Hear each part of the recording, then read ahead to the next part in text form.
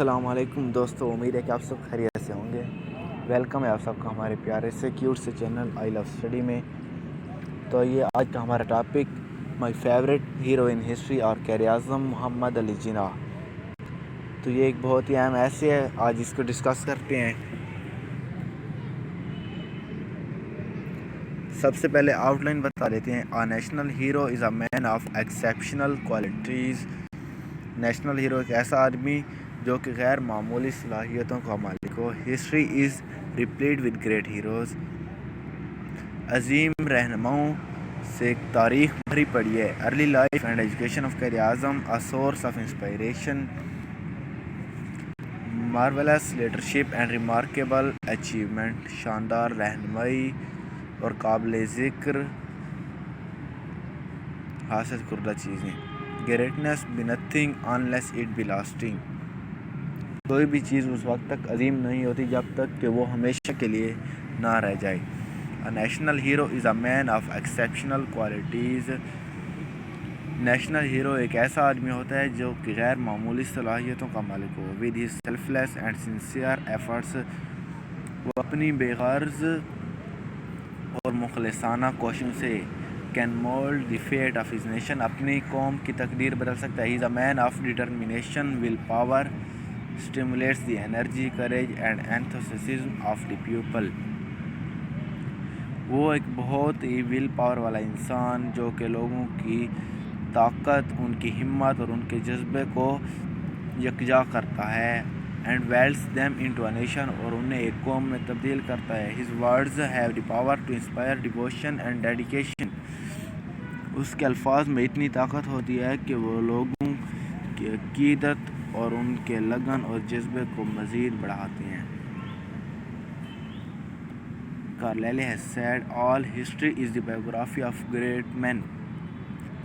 تمام تاریخ عظیم آدمیوں کی سوانح حیات ہے۔ History is replete with great heroes, but my own hero in history is Quaid Azam محمد علی جناح۔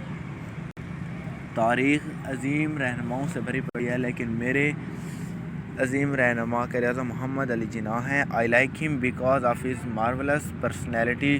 میں انہیں ان کی شاندار شخصیت اینڈ نوبل سول کی وجہ سے پسند کرتا ہوں۔ His matchless leadership liberated the oppressed Muslims of the subcontinent۔ اس کے بے مثال رہنمائی نے برصغیر میں مظلوم رہنماؤں کو آزاد کرایا۔ From the cruel slavery of the Hindus and imperialism۔ ہندوؤں اور سامراجیت کی ظالمانہ غلامی سے۔ The Quaid Azam was born in Karachi on the 25th of December 1876 in a well-off merchant family۔ Quaid Azam محمد علی جناح کراچی میں 25 دسمبر 1876 کو ایک کھاتے پیتے ایک گھرانے میں پیدا ہوئے۔ He received his early education in Karachi۔ His father Poonja Jinnah wanted to give him a good education to his son and kept him away from the business۔ انہوں نے اپنی ابتدائی تعلیم کراچی سے حاصل کی۔ ان کے فادر، جن کا نام پونجا جناح تھا، وہ چاہتے تھے کہ ان کا بیٹا ایک بہت ہی اچھی تعلیم حاصل کرے، اس وجہ سے انہوں نے اسے اپنے کاروبار سے دور رکھا۔ ایٹ دی ایج آف 16 برس کی عمر میں، on passing the matriculation examination, انہوں نے میٹرک کا امتحان پاس کیا۔ He went to England and studied law at Lincoln's Inn, اور انگلینڈ گئے اور وہاں پر انہوں نے لا کی تعلیم حاصل کی۔ After 4 years he returned as a barrister. 4 سال کے بعد وہ ایک وکیل بن کر واپس آئے۔ Started his practice in Karachi, اور کراچی میں اپنی پریکٹس شروع کر دی۔ دین ہی سیٹلڈ ٹو بمبئی، پھر وہ بمبئی چلے گئے۔ Within a short time ہی بیکیم اے ڈسٹنگوشڈ لائر، اور بہت ہی کم اور مختصر عرصہ میں وہ ایک با امتیاز وکیل بن گئے۔ ان دوز ڈیز، ان دنوں میں، Indians were struggling for freedom, Indian آزادی کے لیے لڑ رہے تھے۔ He decided to take an active part in politics, انہوں نے سیاست میں مثبت اور سرگرم عمل حاصل فیصلہ کیا۔ He joined the Indian National Congress and worked for the freedom of his country. انہوں نے سب سے پہلے تو انڈین نیشنل کانگریس جوائن کی اور ملک کی آزادی کے لیے کوشش کی. His political career began in 1909 when he was elected to the Indian Legislative Council. ان کا سیاسی کیریئر اس وقت 1909 عیسوی میں اس وقت شروع ہوا جب وہ انڈین قانون ساز کونسل میں شامل ہوئے. He joined the Muslim League in 1913. انہوں نے 1913 میں مسلم لیگ میں شمولیت اختیار کی and tried to establish a working relationship between Hindus and Muslims. اور مسلمانوں اور ہندوؤں میں رابطہ قائم رکھنے کی کوشش کی. He was called the ambassador of Hindu-Muslim unity but he was disillusioned very soon. لیکن جلد ہی وہ ہندو اور مسلمانوں کے درمیان اتفاق قائم رکھنے میں مایوس ہو گئے. He realized that the Indian Congress was not sincere for the cause of Muslims. انہیں یہ احساس ہوا کہ انڈین نیشنل کانگریس مسلمانوں کے فائدے کے لیے کوئی جماعت نہیں. He was convinced that Hindu-Muslim unity was not possible. اور وہ اس بات کو سوچنے پر مجبور ہو گئے کہ ہندو مسلم اتحاد ممکن نہیں. So he decided to leave the Indian National Congress in 1920.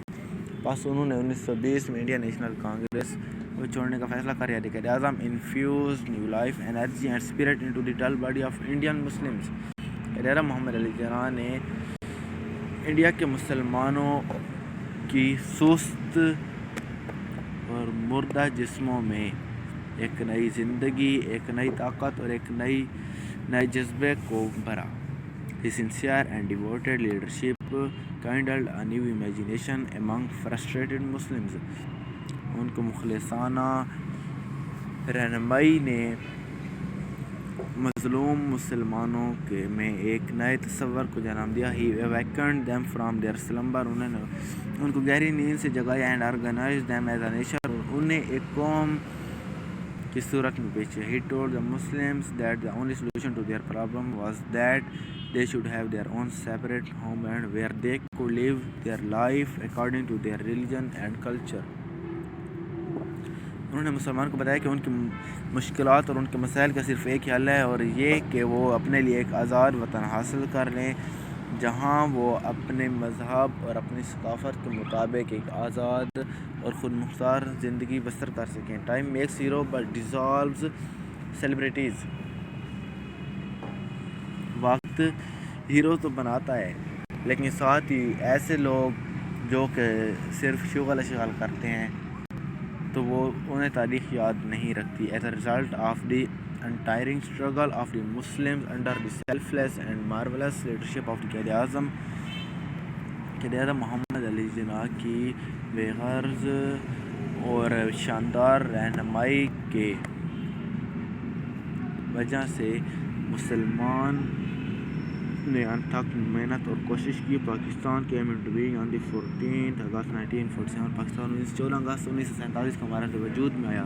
Quaid Azam became the first Governor General of Pakistan. اور قائد اعظم پاکستان کے پہلے گورنر جنرل بنے. in spite of his shattered health, ان کی خراب حالت کے باوجود he worked day and night for the great task of nation building. اس کے باوجود انہوں نے اپنی خراب حالت کے باوجود بھی سب سے اہم اور عظیم کام کو سر انجام دیا جو کہ پاکستان کی ترقی تھا. He died in harness on the 11th September 1941.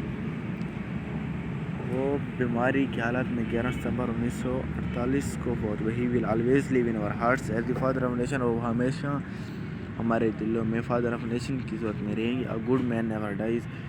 ایک اچھا اور ایک باکردار انسان کبھی نہیں مرتا بلکہ وہ ہمیشہ لوگوں کی نظروں میں زندہ رہتا ہے. تو فرینڈز آج کا ہمارا یہ ٹاپک، امید ہے آپ کو ویڈیو اچھی لگی ہوگی.